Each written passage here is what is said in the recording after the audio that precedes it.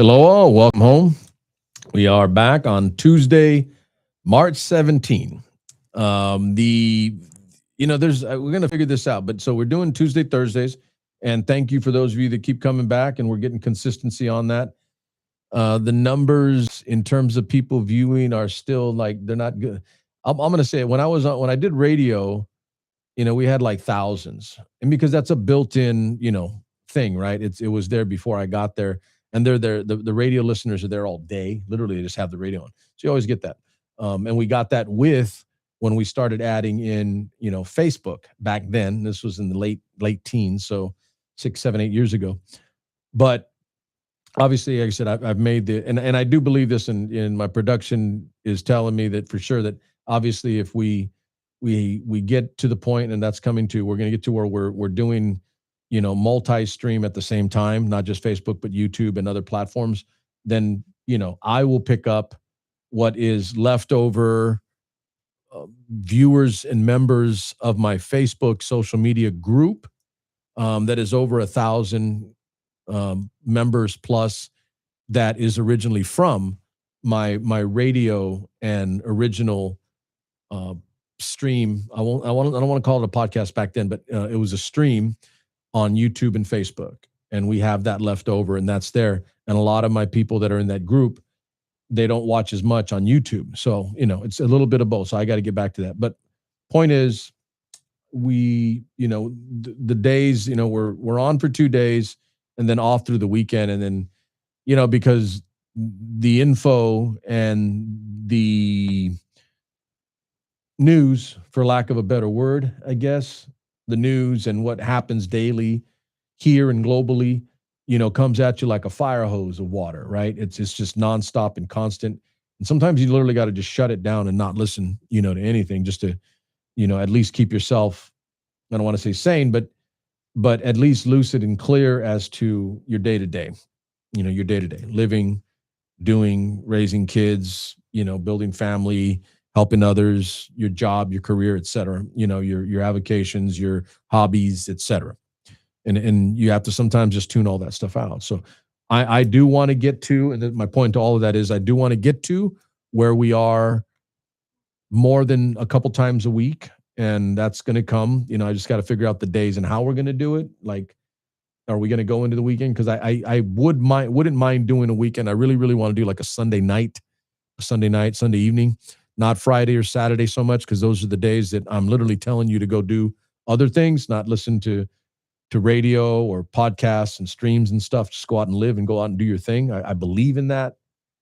I believe that's the way you keep yourself lucid and clear in thought, and being able to parcel out all of the information that comes at you, so much so that, it is intended, by the way. I mean, there's intention behind that to literally bombard you, so you don't have time to process and make distinction or decide on right and wrong with a volume of information that you don't have time to process and address individually, singly, on each particular item or topic, right?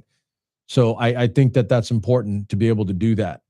It helps you build a stronger mind, and a stronger, more lucid, I'm going to use that term again, lucid and clear thought process will arm you better in defending against the bombardment of information and misinformation and disinformation.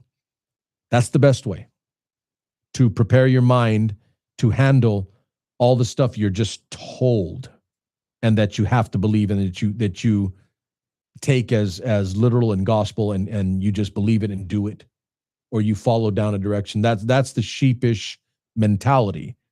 That is how you become part of the flock of sheep that others direct for their gain, for their want, for what they do, for what they want to see, using you quite literally as a tool to get to their end means and justification for the things that they're doing. So I want to do, 2, maybe 3 nights, but I also want to get back to what we had a while ago. I'm gonna digress here for a second, but I did have at one point on Supermex International, the YouTube channel, we did have, I want to say 6 or 7 different shows.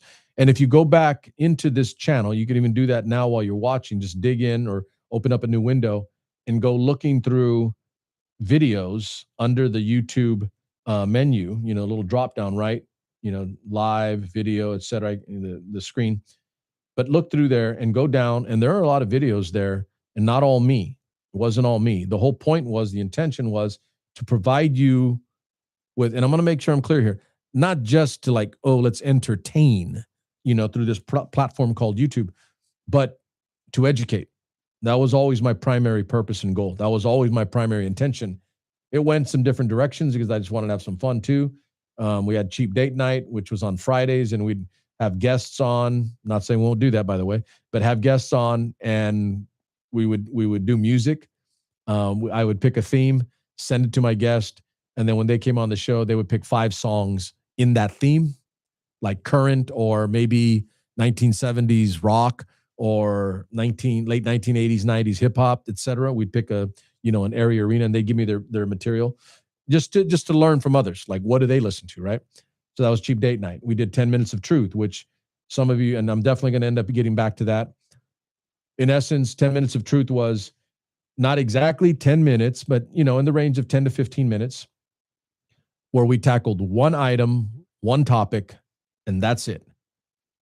Facts, data, boom, boom, boom, assessment, and close some, and we're gone in a 10 to 15 minute window. And you would imagine, some of those shows got the most views I ever got doing YouTube. You know, another platform's different, you know, a scenario is different, but for YouTube, yes, that was, and for obvious reasons, people can spend 10 to 15 minutes and be done and move on. It is harder. And I'm going to say this and this isn't a shot necessarily, but it's a fact. It is harder for the average American to process and continue to process information beyond 10 to 15 minutes. Some would say 5 minutes. Hell, you can even make the argument if you're not watching a TikTok video and that's it. And that's, less than a minute. That is what we are now. It would be easy of me to belittle or make fun of that because it's easy to do that. I quite literally look at it emotionlessly, agnostically, and acknowledge that it is a different time that way that we live in, and with which younger people, younger than me anyway, process information. They're more concerned with taking in more information at shorter amounts of time than they are with spending more time on one or a few items or a thought or a process. And for the record, that's kind of what I'm doing here. And so you could imagine, am I a fool or I'm dumb? Do I not know? Yes, I'm fully aware, not dumb, not a fool. I do know that I may not get as many viewers because I do it that way. However, I think it's absolutely essential and necessary to have some item. Now, notice I'm saying this item, right? Supermex Nation, this particular show. I brought up the other shows that I've done in the past, which is stemming to what we're talking about now, where it won't be that way. I can do the other too, but we still, and I'm going to say we Americans, humans, need the ability to process cognitively material that we listen to, that we see, that we read, etc.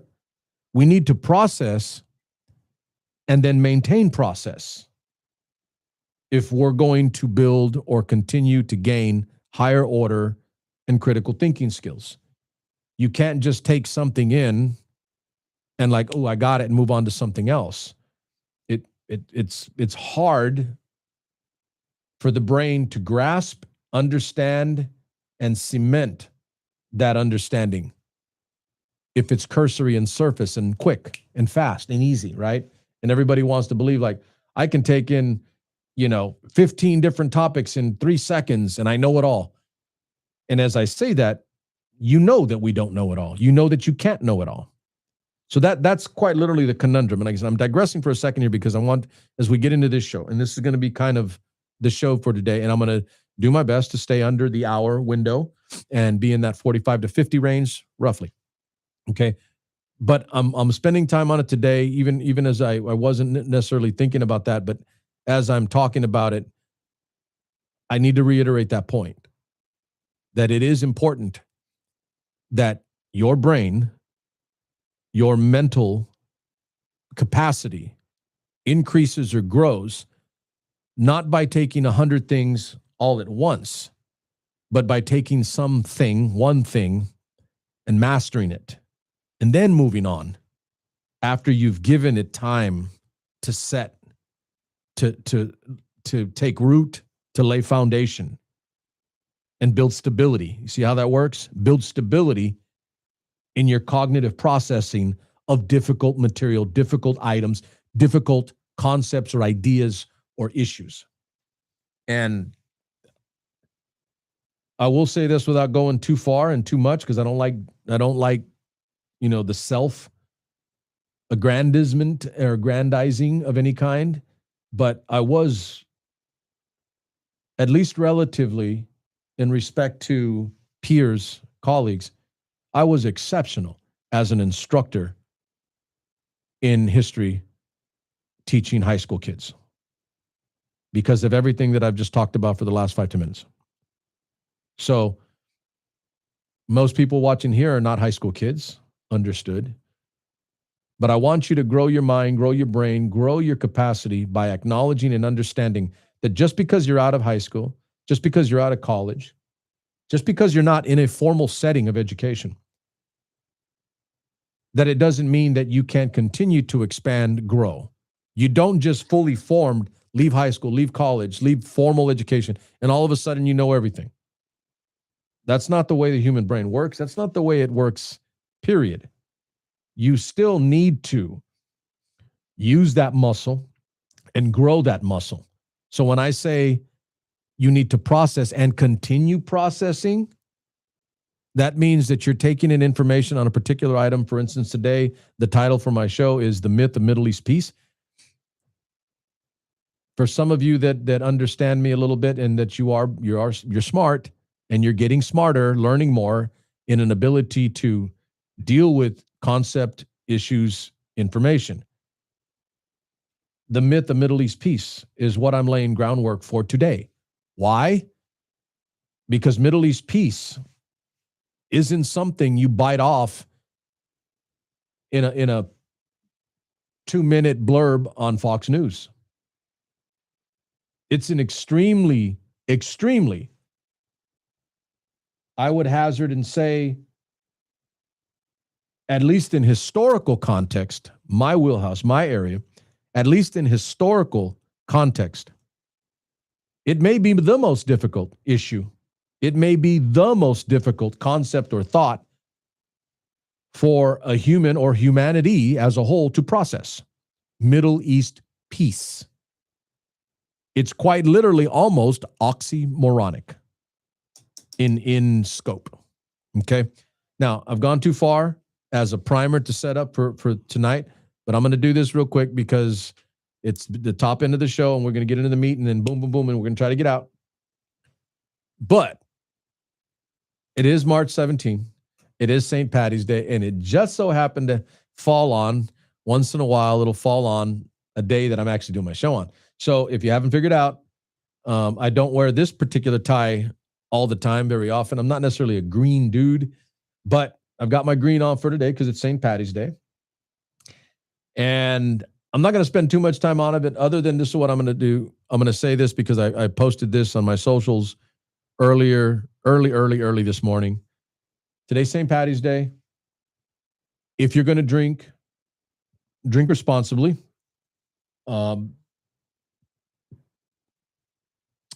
Be safe and travel safe. Excuse me, travel safe.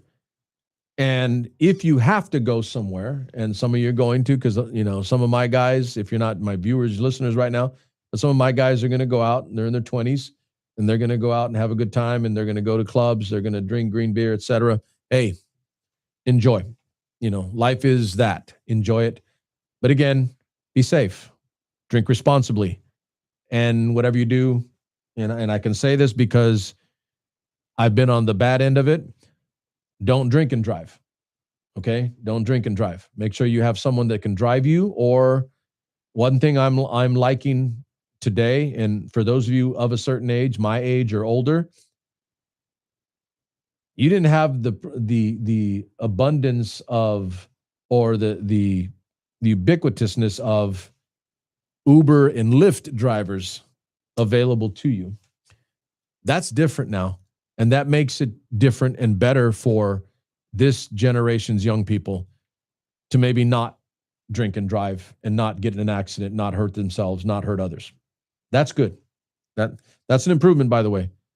The whole concept of Uber and Lyft as a business model and medium, I think it has bettered the opportunity for young people to not drink and drive. And that's a good thing. Okay. So that's my point to you for St. Paddy's Day. Have fun, enjoy, drink some green beer, go hang out with people, wear green, get in the spirit of it. And for sure, the caution and the other stuff, bear in mind, obviously responsible. Okay.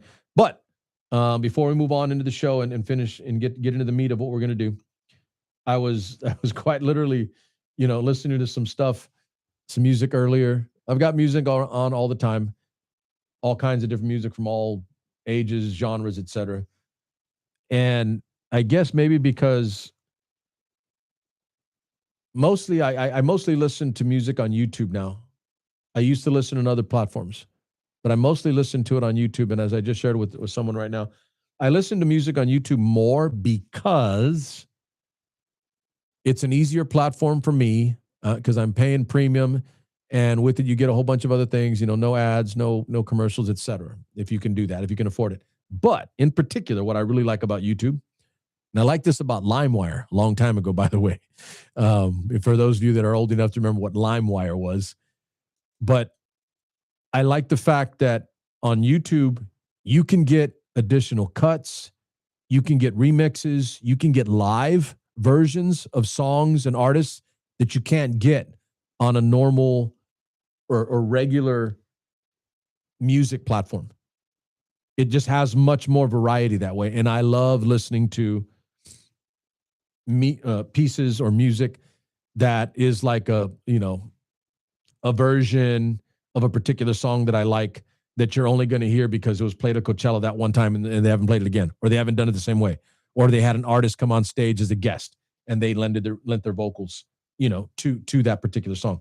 Love that. I love that. And for the most part, that is what YouTube provides that most of the other platforms cannot. That's why I listen to YouTube more. So anyway, as I was listening, I did the thing. I said I requested a St. Paddy's Day playlist, and because it's my algorithm on YouTube, it came up with the song immediately, and I laughed because that's about it, right? And and there are other songs, but I just stopped at one, and I was like, okay, I'm gonna have to share that tonight. So real quick, so on YouTube, and I learned this a long time ago, got in trouble for it. I even have some videos from the past that got blacked out, censored, because I played music. So you cannot play music without the platform picking up that sound and song and recognizing it and protecting it for copyright infringement. So you can't play somebody else's music basically for your show. That's in essence it. And I learned real quick right away that it was, I want to say it's in the neighborhood of 10 to 15 seconds. I want to say 15 is too much. 10 around, I want to say it's 12 or 13. Somebody, if someone knows, go ahead and post it into the chat. But I want to say it's in that neighborhood of 10 to 15 seconds. And you can't play the song longer than that, because if you do, then your video, the YouTube video, your stream will be censored and blacked out. So I don't want to do that, clearly, but I want to play this song. All right, so you figure it out. So I'm going to play it. And you tell me if you recognize it, post it in the chat. But I do love it. It's, and I'm not saying it's like the ultimate Irish song, but kind of typical because this song is going to be played a lot tonight. That's all I'm going to say. All over the country, this song will be played tonight at clubs and bars. All right.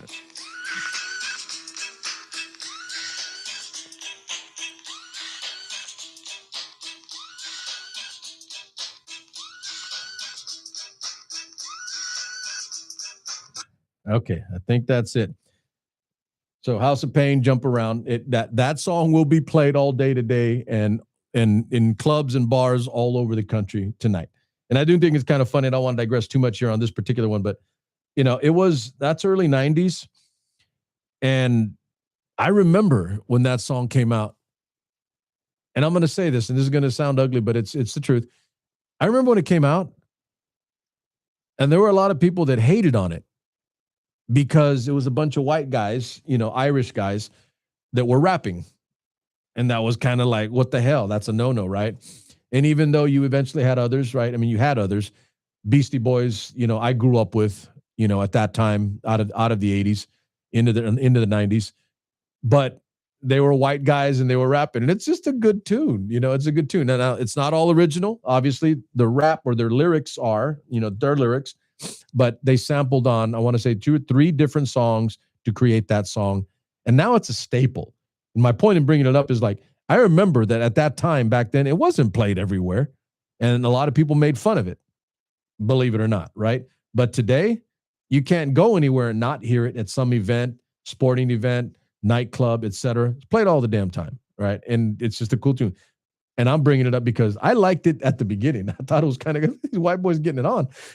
I liked it. It was unique, different, and the sound of it and the way they were able to infuse Irish culture into rap, specifically by the instrumentation, was unique and creative.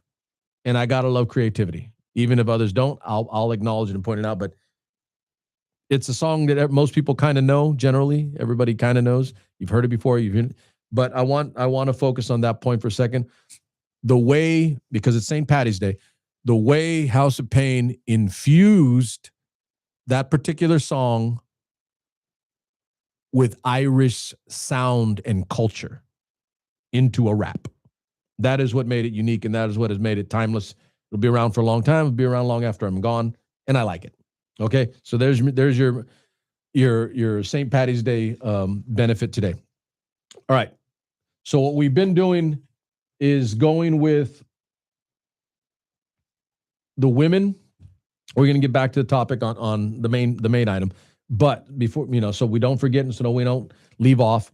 We've been covering and acknowledging, spotlighting, talking about women during Women's History Month, which March is. We're in Women's History Month, and we have, I want to say 3 or 4 more shows before the month is out to get more women in. So what I'm trying to do is I started the very first one. We talked about Dolores Huerta, who is a Mexican-American woman who was a co-founder of the United Farm Workers Union and helped and fought to help gain civil rights, equal pay, better working conditions for farm laborers in the field. Now, I'm not an expert, but I've tasted that work.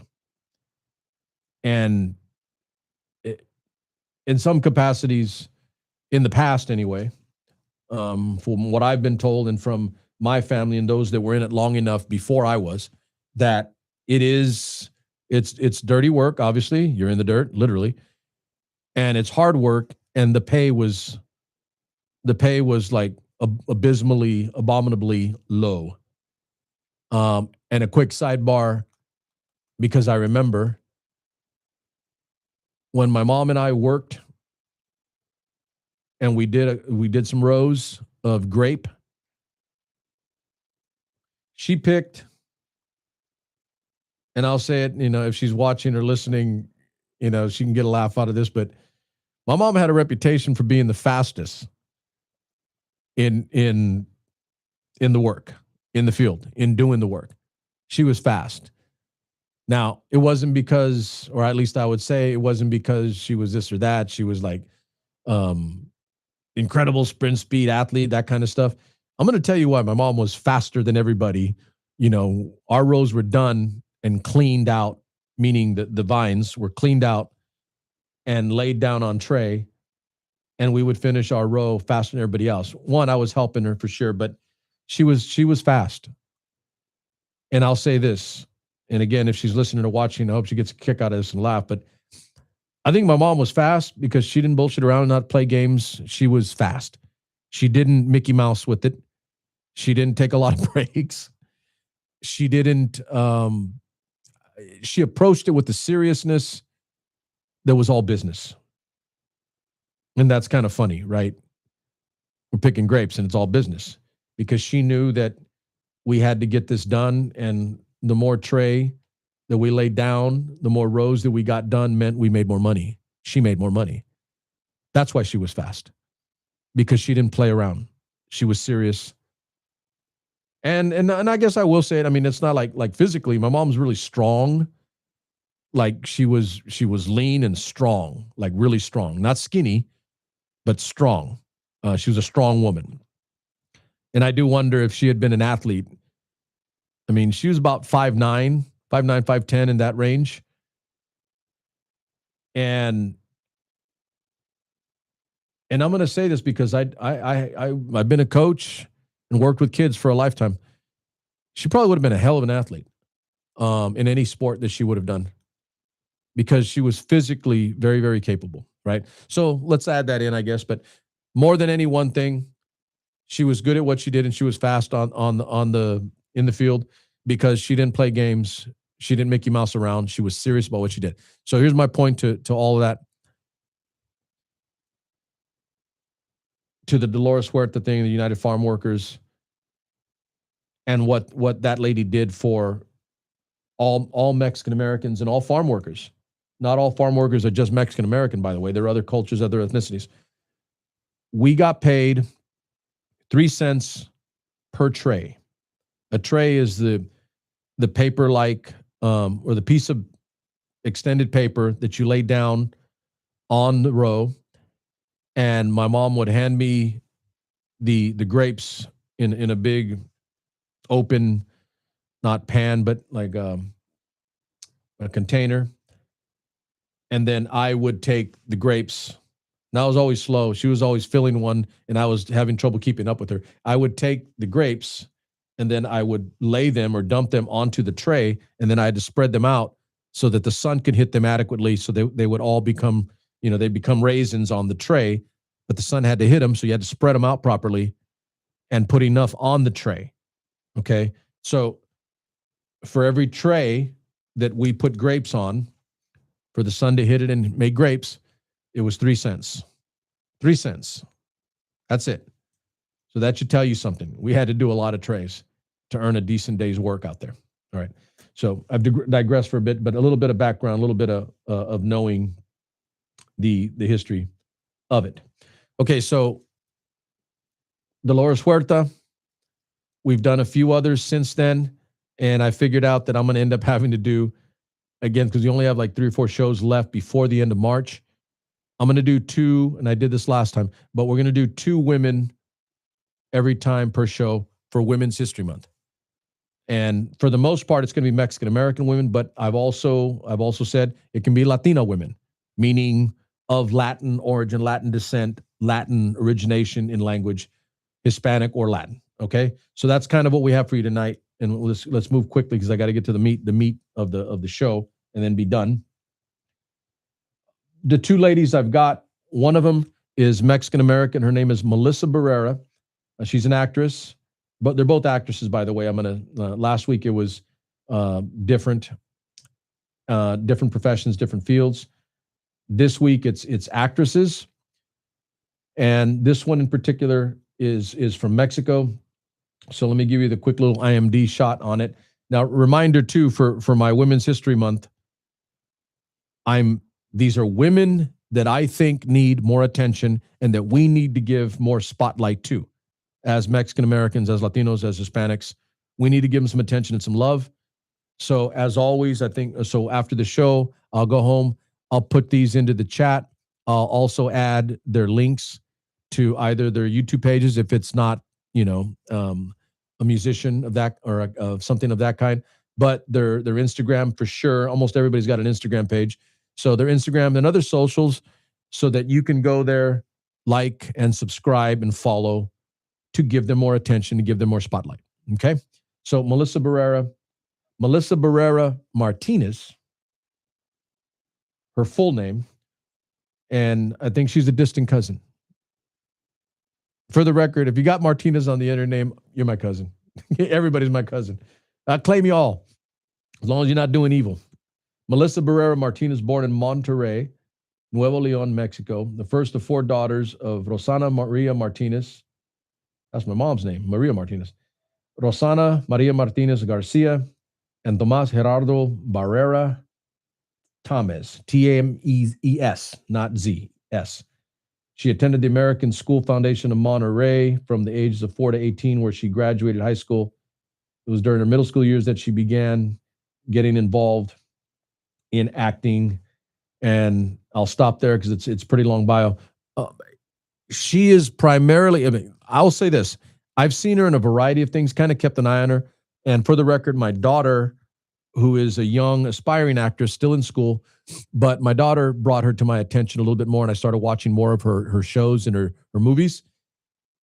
Right now, she's, I think, a little more known to younger ages for her horror films, horror movies she's in. Scream, I think she's been in. Your Monster, that's a recent one, but she's been pretty good, and she's in a lot of horror flicks, but she's in a lot of other material too, and that's why I'm kind of pointing her out to you. I think she's got capability to do a variety, and she's good in a variety of different genres and types of movies in addition to TV. Okay? So Melissa Barrera, Mexican, I'm going to say it again. Melissa Barrera Martinez. Give her some attention and some love. I'll post into my chat for YouTube and the page tonight. And the second is not from Mexico. She's actually from Spain. She's Spanish, Latina. Has been acting ever since she can remember. She says she began her career at a very young age, taking classes in her hometown, the dramatic center of, and I'm gonna get some hell for this, but Ceuta, it's Ceuta, Spain. Wasn't long until Alicia landed her first lead role at the age of 8. So she's been doing it since she was a little girl, little bitty girl. I saw her and kind of got my attention it's on Amazon Prime, and I kind of like fell to it because it's a history thing for me. I've done a lot of research and a lot of work on Rodrigo, Rodrigo, Rodrigo Diaz de Vivar, who is historically known as El Cid. Okay, the Spanish warrior, noble, knight, who was kind of the quintessential embodiment of Spanish knighthood. He was awesome. Okay, just noble and principled and ethical. Lived the code. Didn't just talk it, but lived it right down to his dying days. And that's how I came to it. So the show is El Cid, and it's on Amazon Prime. I think there's only 2 seasons of it. I was hoping, I'm not sure if they're going to do another one. I was hoping they would. I liked it a lot. It's in Spanish, subtitled, but it's in Spanish. So if you're like me and you want to improve your Spanish, my Spanish isn't like non-existent, but it's not great. I'm somewhere in the middle. I can process, I can speak a little bit. If I listen, I can understand, but it takes me some time. So it's good to improve your Spanish by watching Spanish shows. Listen to the original, right? So El Cid, it's on Amazon Prime. You can watch it in the original Spanish. And this young lady was in it as one of the sisters one of the daughters to the king. And she ends up, that particular daughter ends up having a hell of a political career herself, by the way. I won't go too far, but anyway, Alicia Sanz, S-A-N-Z, Spanish actress. Give her some attention and love. I think that if she does get more attention, a little more spotlight and love, I think she'll grow beyond just what has been mostly Spanish material. If I'm wrong about that, go ahead and correct me in the chat if you guys know more. I welcome it. But she's primarily a Spanish actress. I think she's going to get bigger. I think she can be bigger. I think she can get more. And I think she's a hell of an actress. And she kind of stood out in that show. It wasn't even the reason I watched it, but you watch a show and you find some actor or actress is pretty good. Like, oh, wow, okay. And then you end up following them too, checking them out. And then you want to watch all the material that they're in, the shows or the movies that they're in. Okay, so those are my two ladies for tonight. Melissa Barrera of Mexico and Alicia Sanz from Spain. Those are the two ladies, the two actresses that I'm bringing some spotlight and attention to for Women's History Month in that particular arena, that field, that activity. And I'm asking you guys, my audience, my viewers, my listeners, give them a little bit of attention, give them some love, go to their Instagram page, check them out, watch their movies or their shows. These two are good. And I think they're going to get bigger. I think they're going to be even more. Okay. All done with those. So let's do this. So as I started with at the top of the hour, and as I pointed out, the concept of, and what we know as the Middle East, that particular region, and what I've dictated or at least posted and labeled for this particular show, the myth of Middle East peace. If you know much, or if you know anything about world history generically as a whole, you got something in world cultures or world history when you were in high school or college, you did Western Civ or something, you'll know that, and I'm going to add to and confirm and solidify to you that that particular region on this planet is probably, at least historically, and historically doesn't mean just the time or the years that have gone by, but it also means what's been written about or what's been recorded and what we know in information that has been passed to us through the concept or the act of history, recording information for posterity and for later generations. That's history. Based on that, the Middle East as a region, as a whole, is the most fought over, the most difficult, the most sought after piece of land, piece of property, area on the planet. On the planet.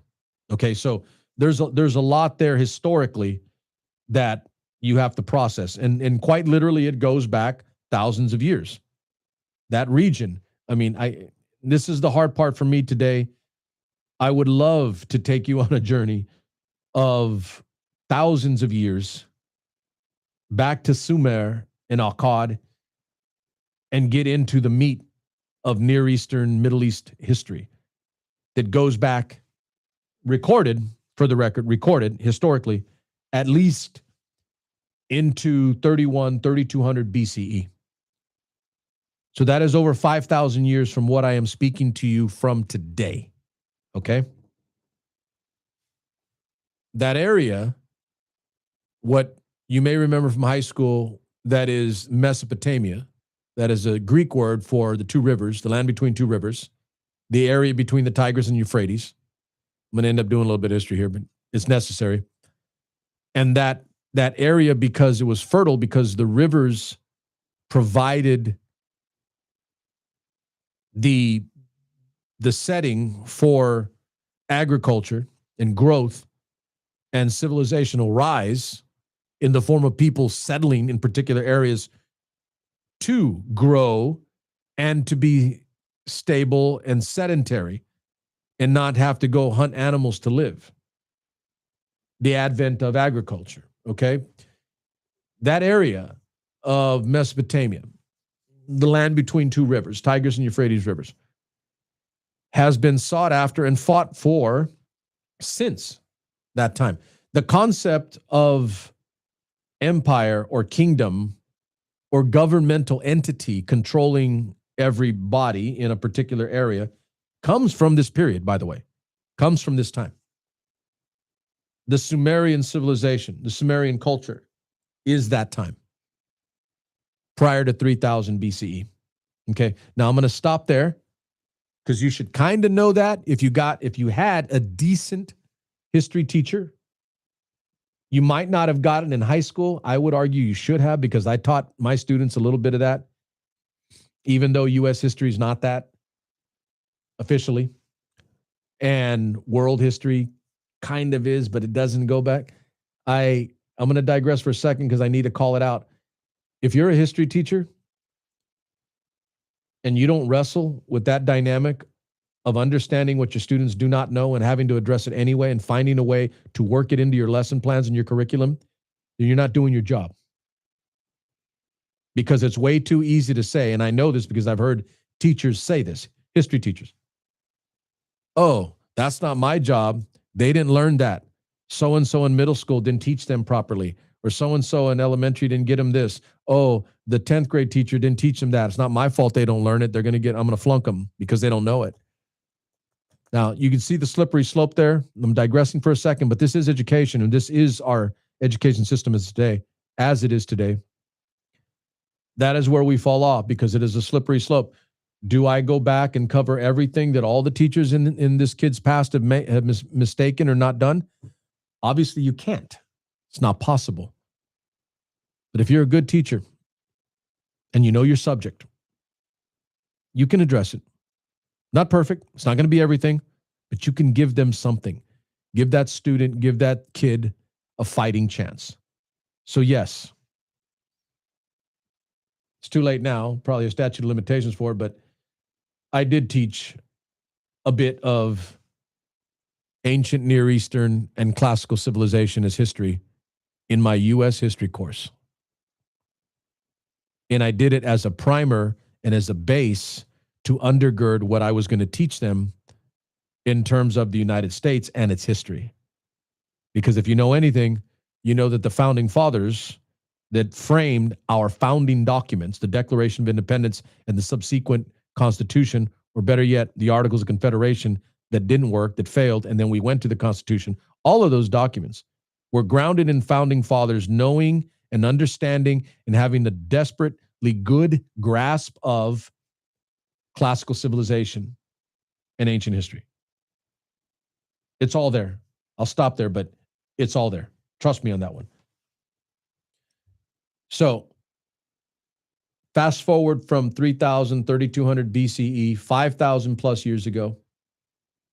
You can go into the modern era, the Renaissance window period, roughly the end of the 1400s, the 15th century, into what would be known as the modern era, coming out of the Renaissance. And I'm gonna run through this real quick and stay with me. If you have to rewind, go back and review.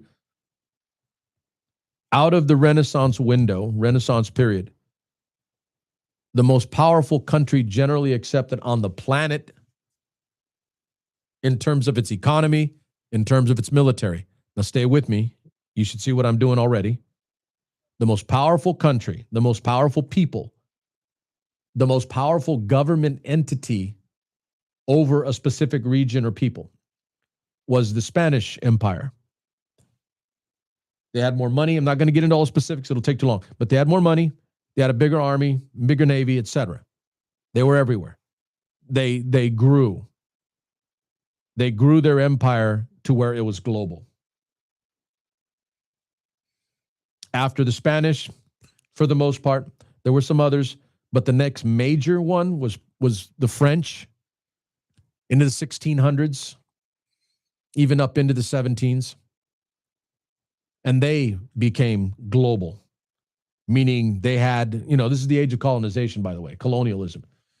They had countries and subject populations all over the planet, islands, countries. Reminder that the Louisiana Purchase of the United States was from France. We doubled the size of our country from the Louisiana Purchase in the early 1800s. France was huge. It was an empire. It was monstrously big. And then you had a few blips here and there, again, countries that were doing well and that were big, had good armies, militaries, etc. Then you run up right into the British window, and you're into the 1800s, out of the 17s, when they started beating back and started growing beyond what France was, overtook France. And then definitely into the 1800s, you have the British century, the 1800s, where this old frame, this old word, this old line, the sun never set on the British Empire. because they were quite literally global. They were everywhere. Africa, the Far East, the Southeast of Asia, into, Australia, Southeastern Asia, Indonesia, up into, there's French Indochina, but everything that France had, British had to counter. And they were all over Asia, Southeast Asia, into the Pacific islands, again, all over Africa. That there's an old thing I can picture in my head from my history book where, Cecil Rhodes and others were conquering literally like monstrous pieces of land out of Africa, literally just carving it out and taking it. So why am I bringing all those up? Because in essence, that's who we are today. The 20th century, you can say, was the American century. Not at the very beginning, but definitely from World War I to II, and for sure after World War II, it was the American century. And even though we don't call ourselves an empire, we de facto are an empire. We are. If not for and only the fact that we are the wealthiest country on the planet with the largest, most powerful. Oh, hey, I got to be careful with large card. Let me back up on large. Not largest by population, by the way, by number. China is big, but largest in terms of our capacity, our capability, our lethality, our ability to damage or destroy other people. It's us. But one thing I was reminded of, just as a quick primer, we love talking about how great we are, how incredible we are, and we are, okay, at least that way, economically and militarily. And for the record, for those of you that have been watching my show for a while now, I do talk about that openly. I wasn't talking about this specifically, but it's generally understood. These are the things that I talk about. These are the things that we are. But I was reminded of something. At the end of the 19th century, out of the 1800s, the world economy and the percentage of it, meaning global trade, markets, etc., like today. Now, stay with me real quick. This one's gonna make you work a little bit, okay, cognitively, intellectually. Should, because I want you to process all this. It's good for you. Roughly about now, we're in the 20s, and again, it could fluctuate. Maybe tomorrow it's a little bit more, maybe a little less, okay? So I'm not going to give an exact number, but roughly in the low to mid 20%, 25, I'd say less, somewhere in that range. 25% or a little bit less of that, give or take a few points, of the world's economy is the United States. United States of America. We are the single largest percentage of the world's economy. You flash back, if you could in time, jump in the DeLorean with Michael J. Fox and go back in time, Back to the Future. Because in a way, it is kind of Back to the Future. If you go back and you take stock and account of the British Empire in the late 1800s into the 1900s, you know what they were? They were in the 20s. They were in the low 20 percentile in terms of the percentage of the world's economy. And their military was the most potent, most powerful on the planet at that time. See the parallels? And then, because I brought up all those other things, similarly, the French Empire before them, the Spanish Empire before them, and I can literally run this back to Sumer at 3200 BC with all of the empires and all of the world's powers that were the greatest at their time. That is us today. That is us today. Now, bring it back home.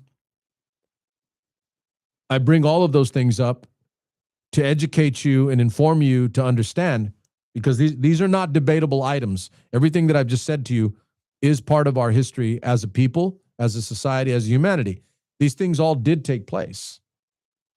There was a period when the French Empire was the largest, most powerful on the planet. There was a period when there was such a thing called the British century. The sun never set on the British Empire. They were the most powerful, the most economically advanced and powerful militarily people on the planet. the Spanish in the late 1400s into the 1500s, the Spanish Armada, the Spanish Empire. And I can literally do this all the way back to 3200 BC, but we won't because that's a long history lesson. But I'm giving you the meat. I'm giving you the plate, right? This is what it is. This is who we are now. This is the United States today. And in that time and in that window, all of those other world powers, all of those others, at some point in the history of civilization, not a damn one of them has managed to control, own, dictate, do whatever the hell they want forever in the Middle East. It's never happened. Yep, you come in, you do a few things, conquer them for a little bit, and then the conquerors eventually all recede or move on or get beat or get tired. There's a whole lot of reasons. But the point and the fundamental point to it all is that no one superpower, super incredible, awesome, cool, power, people, nation, state, kingdom, empire, not a damn one of them stayed there and lasted. And you could make the logical argument that it's actually stupid to think that you can, based on history's precedent, based on history's example of all of those that came before us that could not do it. And we're going to think the United States, our idiotic excuse for a commander-in-chief, we're going to think that we're the ones that are going to do that. Or maybe they don't think that. Maybe they just want to bomb the hell out of people and kill them. I can get and I can understand the rationale behind degrading their military capability. I get that part. And I'm not even unilaterally against that, meaning taking away the scissors out of the kids' hands, right? Running with them. You get that point. But the ends do not justify the means in this particular case, based on history, by the way, based on history. And if all evidence that has pointed to some eventualities or some actions that have taken place are true, for instance, I would hope a mistake, I think a mistake, and destroying a school full of girls and women, we own that. That's our fault. So it's not just that we're taking out their military capability. We're harming others. And if Donald Trump and his administration think or thought, because I think it's too late now, we're into the third week of this activity, third week of this action that is a war. Have to say that. This is a war that is illegal by the definition of our Constitution, because the president does not have the right under our Constitution and in the concept of the framers to declare or to conduct war without the consent and the vote and approval of the Congress. And that has not taken place. That has not been done. They didn't do it in Venezuela. They didn't do it because we killed people in Venezuela too, by the way. You think we just took their leader? No, we killed Venezuelans. We went in there and killed their people. An act of war. But there was no declaration of war from the Congress. The Congress is spineless because the Republican Party does not have the political backbone to say no to a president and hold him to the Constitution, because only the Congress, Article 1, and I cannot say this over and over enough, in all the times, I can't remember how many shows, how many streams we've done where I've had to point that out and hammer home on it to you as American people. Article 2 of the Constitution does not grant the president the authority or the right, the ability, the capability to conduct or declare war. That power solely resides with Article 1 of the Constitution, as the framers of the Constitution intended. So if we're at war, and for the record, he's used the term war. Donald Trump has used the term war himself. He doesn't give a damn because no one's going to stop him. And there is the conundrum that we all lie in as Americans. I don't have the ability to stop him. If I could, I would. You can quote me on that. If I had the ability, I would. All enemies, foreign and domestic. I swore an oath, the same one that he swore. The only difference is that I actually believe in my oath. Donald Trump does not. He believes in doing what he has to do to get the power that he wants and the money that he wants. You can swear an oath. It doesn't mean anything. It does to me. Article 1, the power to declare war resides with the Congress. That has not been done. This is an illegal war, period. Bottom line, there are 13 Americans dead. Hundreds have been wounded, some critically, maybe more. The number's only going to grow. His statement was, that's the way it is. One of the most cowardly, spineless, candy statements in the history of the United States presidency. That's the way it is. Americans are dying. That's the way it is. And then he goes and he golfs. So, in sum, again, didn't want to do a history lesson. It's too much. This time I'm asking you to trust me that I actually know what I'm talking about, that all these things that I laid out for you, all these powers, all these people, all these empires, all these countries, kingdoms, etc., that have all tried. And for the record, the British did try. The British have tried. They meddled around in the Middle East in the past century, early on. And it kind of didn't work out. But no, we're going to get it right. No, we're not going to get it right. We're going to kill a lot of people. Donald Trump is going to claim victory and say we won a war that he started, even though it's not a war, because it wasn't declared by Congress. So he broke the law, his own law. He's the executive, and his job as chief executive of the United States, leading the executive branch, is to actually enforce the law. What do you do with an executive that is tasked with, responsible for, constitutionally mandated to enforce the law while he's breaking it? Conundrum. Again, I can't do anything about it, but we can all generically say that it is wrong and say it openly and not listen to the Trump cult telling us that he can do whatever he wants, that this is a good thing, that this is justified. They were going to attack us tomorrow. Not true. That danger was imminent. They were going to have a nuclear capability. All not true. Lies. You quite literally just need to call it what it is, say it openly, say it firmly and strongly, and not resist, not relent, and have the spine as Americans to not accept what you know to be wrong. I'll go a step further and I'll call it what it is, even if others are not afraid to. It's not just wrong,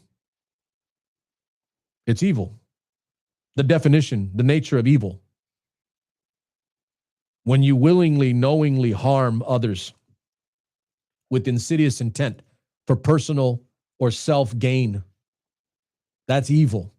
That's not specifically the different dictionary definition, but it's all over that, all around it, kind of that, right? That's what I count as evil. When you selfishly, out of personal gain, personal want, personal caprice, do things that harm, and not just harm, but kill or end in death of other human beings, knowing what the cost is, knowing what the consequence, and you do it anyway. That is the nature of evil. Too much to get into tonight, but stay firm on those things that I've laid out for you. Middle East peace is a myth. At least in my lifetime, and historically, every lifetime of humanity going back to 3200 BCE, 5,000 plus years ago.